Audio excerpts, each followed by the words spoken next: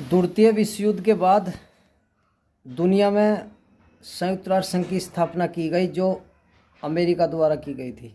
और इसका उद्देश्य था शांति बनाए रखने के लिए, कि दुनिया में आगे से विश्व युद्ध ना हो और शांति बनी रहे।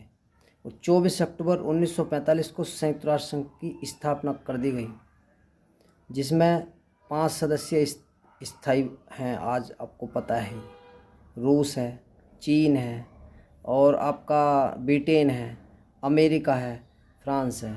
ये 5 देश ऐसे हैं जो संयुक्त राष्ट्र संघ के स्थायी सदस्य हैं। और जो नेटो है, अब नेटो की आपने ईरान और अमेरिका का जो युद्ध हो रहा है, इसमें आपने नेटो की चर्चा सुनी होगी। यूक्रेन और रूस का जब युद्ध था पीछे, और उसमें भी खूब सुनी होगी नेटो की। तो इसे नेटो इन्हें पावर मिली हुई है। 5 देशों नेटो में शामिल हैं। अगर नेटो की कोई बात हो रही तो समझो 5 देशों की बात हो रही है। इसका मतलब सीधा सीधा यह है कि 5 देशों में किसी एक देश पर कोई भी हमला करता है तो वो 5 देशों पर हमला माना जाएगा। और ये 5 देश मिलकर उस दुश्मन के खिलाफ अपनी सेना नाटो भेजेंगे और एक साथ लड़ेंगे।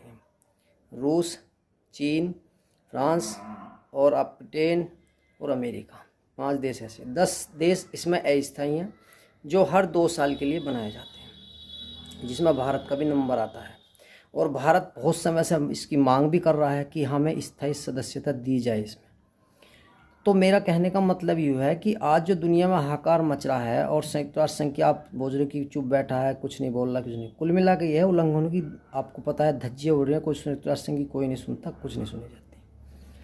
दूसरा ये है कि इसकी स्थापना शांति के लिए हुई है, लेकिन अब ये धीरे धीरे संगठन कमज़ोर होता जा रहा है, यानी कि इसका प्रभाव अस्तित्व में अब है नहीं, नील के बराबर है। भारत कई बार इसको कह चुका है कि इसमें सुधार की गुंजाइश है, संशोधन करने की गुंजाइश है।